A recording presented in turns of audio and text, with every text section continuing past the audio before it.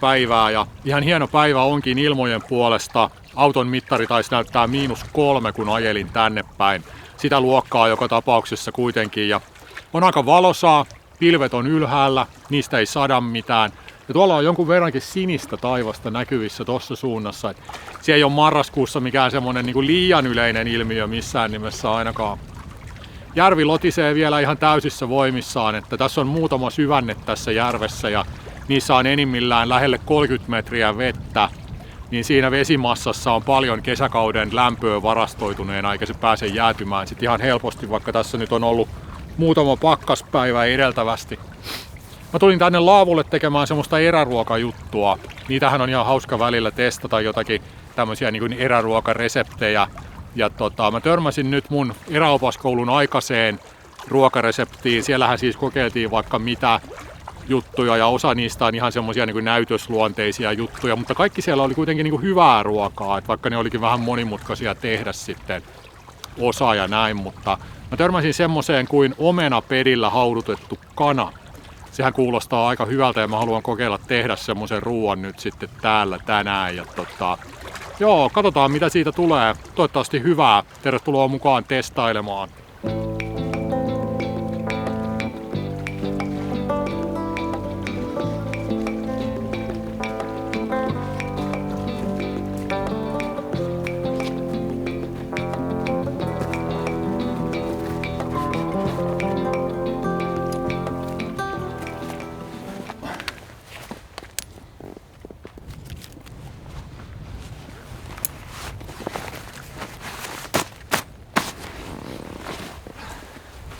Tähän käy jonkunmoinen tuuli, niin se on heti saatava lisälämpöä kyllä päälle. Sen verran raikkaalta tuntuu. Noin, paljon parempi. Mä toin oikein omat polttopuut, niin en käytä sitten yhteisiä resursseja tämmöiseen projektiin. Mulla on tässä kunnollista koivuklapia polttopuuksi.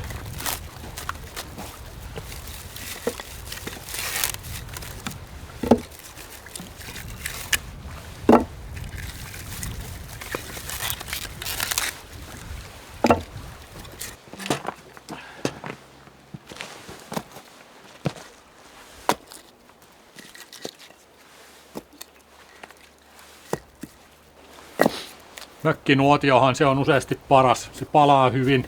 Tuottaa enemmän tulta kuin savua, se on tärkeää. Täältä ilma kulkee täältä alakautta ja tän voi sytyttää tuosta päältä tai sitten täältä alta ihan yhtä hyvin, ei sillä niin väliä ole. Mitä huonompaa puuta, niin sitä korkeampi pino pitää tehdä, jotta siihen tulee sitten semmoista hormivaikutusta ja se niinku alkaa vetää sieltä niinku sen pinon läpi, niin sittenhän se syttyy kyllä hyvin. Ja liekki tykkää nousta ylöspäin, se on semmonen niinku pettämätön luonnonlaki. Nyt kun mulla on tämmöistä kuivaa takkapuuta, niin mä laitan 5 klapia tähän nyt alkuunsa.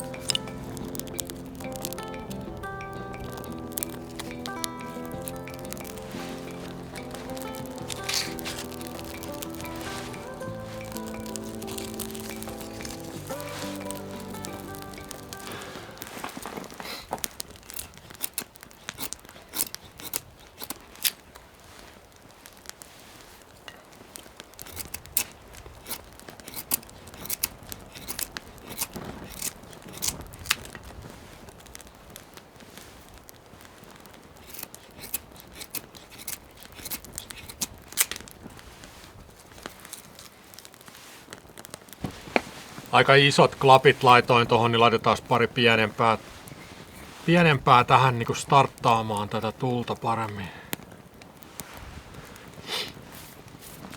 Hyvä, siitä kunnon tulet. Tommonen koivuklapi on tosi hyvää polttopuuta, kyllä se antaa tosi paljon lämpöä, palaa aika hyvin sitten kun syttyy. ja jättää tosi hyvän kuuman hiilloksen. Et kaikki puulaaduthan ei suinkaan ole samanlaisia, mitä tulee tämmöiseen niin kuin puun polttamiseen ja tällä lailla, että toi koivu on kyllä syystäkin Suomessa varmasti se suosituin polttopuu, vaikka en mä mitään tilastoja tiedä, mutta olettaisin ilman muuta, että asia on näin. Ja sitä kasvaa kaikkialla Suomessa sitä koivua. Sitten ennen kuin teen mitään muuta, niin mä laitan pesuvettä lämpeämään, koska mä käsittelen raakaa kanaa tossa, niin mä haluan pestä käsiä ja puukkoa sitten välillä niin kuin lämpimällä vedellä puhtaaksi.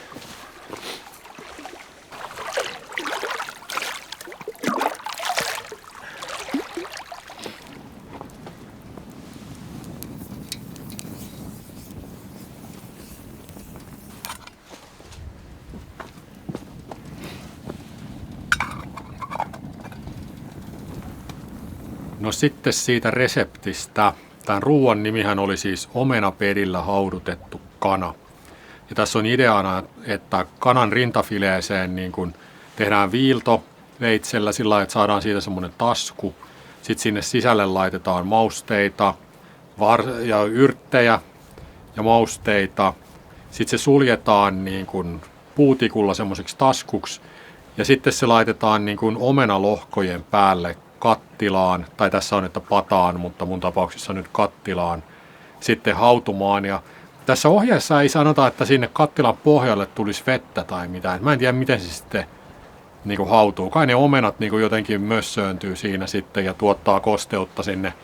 Jotenkin sitten palaa varmaan aika pahasti kyllä pohjaan, voisi kuvitella, mutta ei se nyt haittaa. Mä sitten rassaan kattilan puhtaaksi jälkeenpäin, mutta semmosia tosiaan, että mulla on pari kanan rintafilettä tossa, niin niihin semmoiset viillot ja sinne yrtit ja mausteet sisään ja sitten omenoiden päälle kattilaan. Aika jännä juttu ja voisi kuvitella, että ihan hyvä, ellei se niinku pala liian pahasti pohjaan sit siinä niinku kypsentämisvaiheessa. No täällä on mun ainekset ruokaan. Tässä on 2 kanan rintafilettä vai rintapalaa, miksi niitä sanotaan. Ei aavistustakaan, miten tommosen niin kuin taskuksi viilteleminen onnistuu, mutta se selviää kohta. Sitten on persiljaa ja tilliä täällä, varsiselleriä, no vähän voita. Sitten pari omenaa, mistä tulee se niin kuin omenapeti. 2 perunaa ajattelin laittaa lisäksi sinne sitten, ettei ole pelkkää kanaa ruokana, ja 1 ölsä ruokajuomaksi. Niin, ja saiskohan tästä tikusta niiden taskujen sulkemiseen tarvittavat tikut sitten, eiköhän? No joo, ei kai siinä muuta sitten kuin härkää sarvista vaan. Onkohan tässä nyt niin kuin mitään mahdollisuutta, että ihan kaikki ei sotkeentuisi tuohon raakaan kanaan? Sanoinko mä muuten näistä, mulla on pari tämmöistä tuoretta jalapeenoa tossa, en tainnut niitä vissiin mainita kyllä. Niin, sieltä vaan sitten otetaan nää. Laitan ne tuohon päälle. Dodi.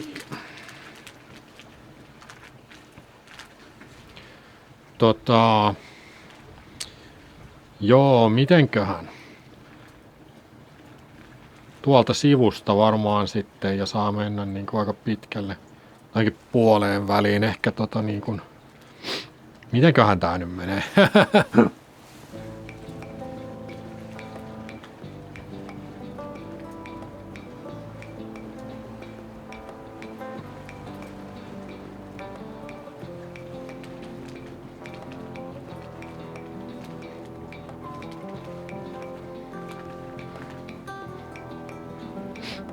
Okei, nyt se olisi niin kuin vähän niin kuin sinne päin, mutta se pitäisi varmaan saada vielä pidemmältä tuolta.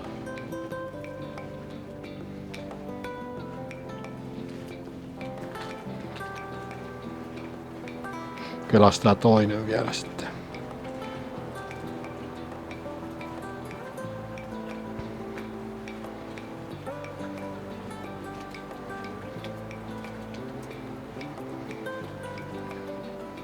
Koskahan se siinä? Toi ei nyt ole, tai on oikeasti nyt vähän liikaa itse asiassa tää toinen. Se ei ole samalla tavalla semmonen taskumainen, mutta jos laittaa vaikka parilla tikulla sitten kiinni jotenkin. Suolaa. Pippuria. Persiljaa. Tilliä. Miten tämmöistä varsiselleriä niin kun annostellaan? Mä en ole koskaan vissiin käyttänyt tämmöistä mihinkään. Kai mä otan siitä vaan tämmösiä niin kun siivuja. No sitten jalapeno, tai kuten rakas puolisoni sanoo, jalopeno.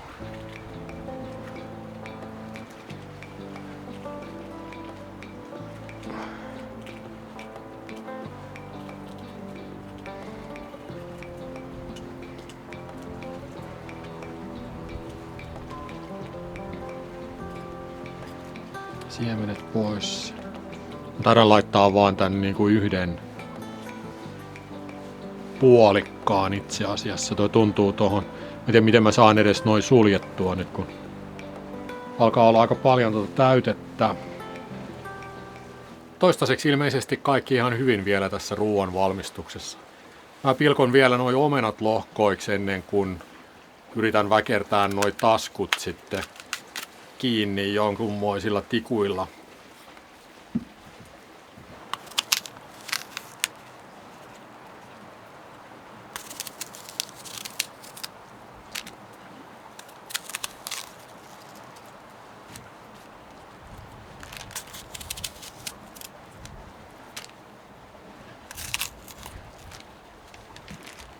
Laitan nämä perunatkin lohkoiksi, niin kypsyvät sitten paremmin.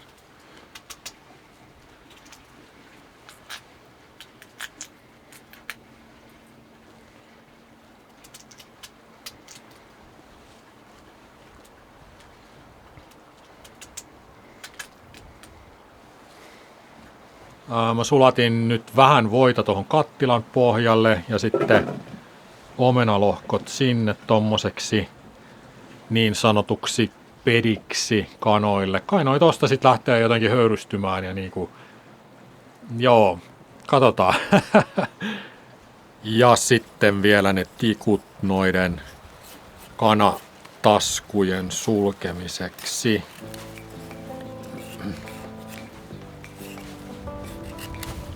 Kuori pois kaiketi. Mä nyt ainakin otan.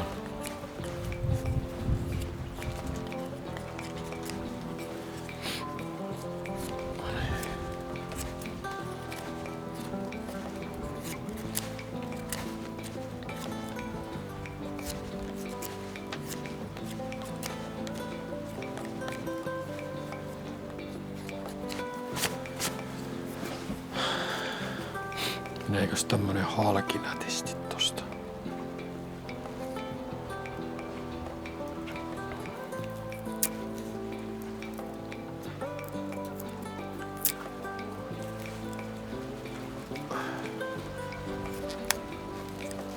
No, yksi tikku ehkä.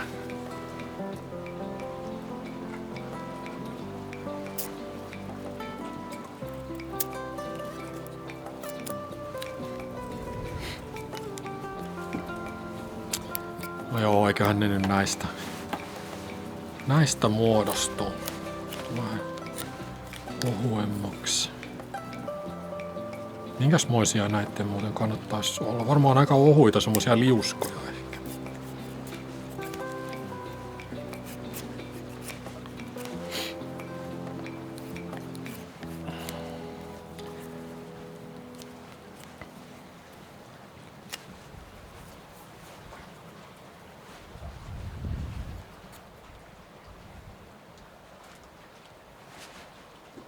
Jaha, onko se sitten totuuden hetki? Katsotaan, miten tää niinku voisi ylipäätään mennä.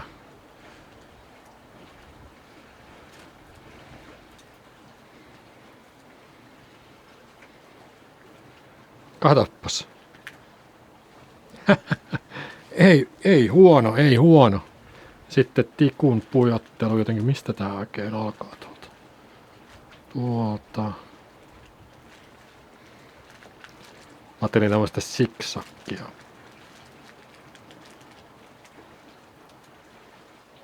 Ja kerran vielä tosta.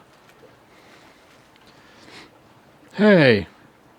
Tämähän näyttää ihan hyvältä.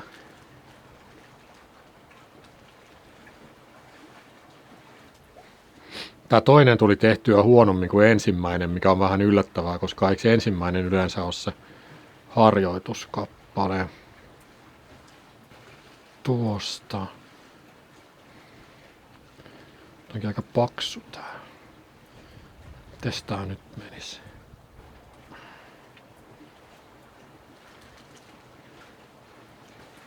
Tähän pitää ehkä laittaa vielä toinen tikku, ei tähän muuten pysty. Tästä tuli niin paljon huonompi kuin ekasta. No, olisiko se siinä?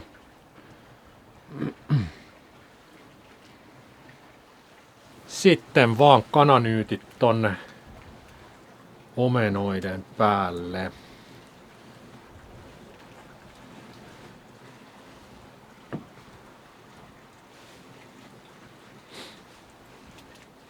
Ja perunalohkot.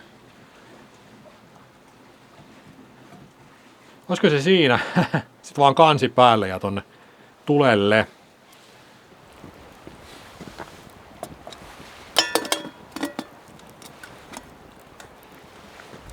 Tuossa reseptissä on, että hauduta kunnes ruoka on kypsää. Se on kyllä nerokas ohje. Sehän pätee siis varmaan niin kuin 99% kaikista maailman resepteistä. Että kypsennä kunnes ruoka on valmista. Paras ohje, koska mun pesuveteni on tosi hyvän lämpöstä. Kuumaa, mutta semmoista, että pystyy kuitenkin niin kuin iholle suoraan tästä kaatamaan. Täydellistä.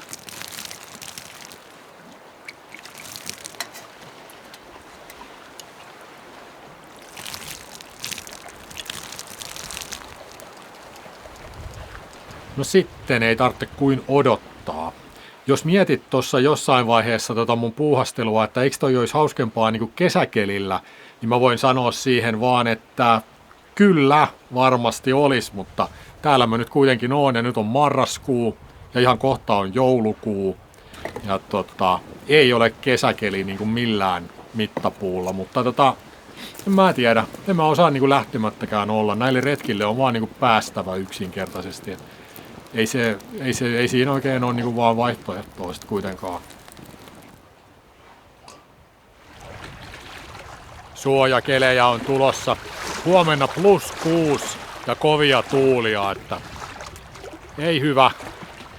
Tossa kattelin vanhoja valokuvia, niin 2023 talvi oli viimeksi semmonen niin kuin, se tuli aika aikaisin ja lokakuun viimeisenä päivänä oli vihreiden vaahteranlehtien päällä ton verran lunta. Mulla on semmonen valokuva, missä mä asuin silloin, niin mulla oli iso vaahtera ikkunan takana, niin mä oon ottanut siitä kuvan ja talvi lähti oikeastaan siitä sitten liikkeelle. Ja ennen joulua jo oltiin Näsijärven jäällä kävelemässä, että se on aika poikkeuksellista, mutta tää on kai se niin kuin normaalimpi tilanne nyt sitten, että nollan molemmin puolin sahaamista niin kuin loputtomasti.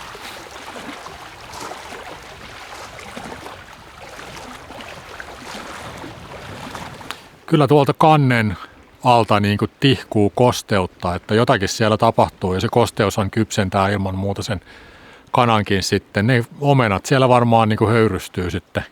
Ja miksei höyrystyisi? Tämä nyt on vaan jotenkin vähän tämmöinen omituinen juttu, ei ole tämmöistä tullut tehtyä ennen, että ihan niin kuin periaatteessa kuiva kattila tulen päälle, mutta onhan siellä kosteutta niissä omenoissa ja perunoissa. Mä oletan, että se on niin kuin omenasosetta ja kanaa sitten siinä vaiheessa, kun se on valmista.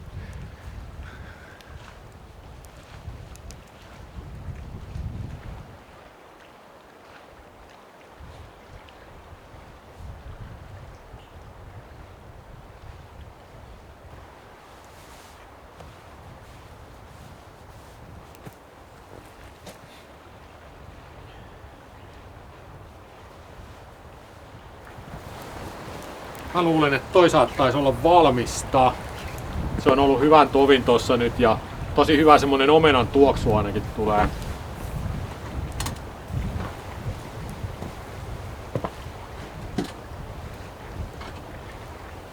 Katsotaan vähän miltä se näyttää. No sitten totuuden hetki. Ehkä. Meinas tulla pieni höyryhazardi tossa, mutta katsotaan nyt, onko tää kana kypsää. Onhan se. Ai että. Missä ne kaikki omenat on? Ne on tommosena niinku mehuna tuolla pohjalla. Mitä ihmettä. Mutta tämähän on oikeasti nyt jännittävää. Miltä ihmeeltä tämmönen niinku maistuu. Tosi niinku semmonen hedelmäinen kana, niinku jotkut aasialaiset ruuat tulee niinku ensimmäisenä mieleen. Onpa jännä, mutta on ainakin makua.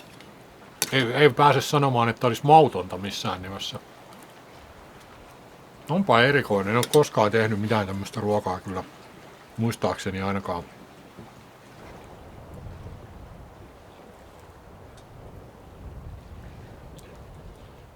Kyllä on makua, voin kertoa. Tämmöistä pitää tehdä kotonakin niin kuin ehdottomasti ja miettiä vielä, että voiko tätä vielä jotenkin jalostaa. Ja tuohon voisi laittaa muitakin kasviksia, niin kuin, kun mä laitoin nyt tuota perunaa. Pelkästään niin tuossa voisi olla muitakin kasviksia. Ai että. Tuossa on niin kuin kaikki, siinä on happamuutta, makeutta, suolaisuutta, pippurisuutta. Todella hyvää. Olikohan toi yksi parhaista retkiruuista, mitä mä oon ikinä syönyt. Kärki kahinoissa ainakin ilman muuta. Tää menee todellakin jatkoon. Olipas komiaa, kun yllätyin noin positiivisesti tosta ruuasta. Hieno löytö ja menee ehdottomasti jatkoon kyllä. Tuossa ruuassa on vielä sekin hyvä puoli, että siinä ei ole mitään sellaista äärisyntistä, niin kuin oli siinä rantakalassa, mitä mä viimeksi tein. Et siinähän oli niin kuin valtava määrä voita, mutta tässä ruuassa on ihan järkevät raaka-aineet. Voi todellakin niin kuin hyvällä omatunnolla syödä ja ihan terveellisiä ainesosia kuitenkin. Joo, mutta nyt täällä alkaa vähän niin kuin vilu hiipiä puseroon ja on aika lähteä. Täyspimeyskin on tullut, niin mä lähden tästä nyt kotia päin. Kiitoksia seurasta ja seuraavassa videossa jatketaan. Moro!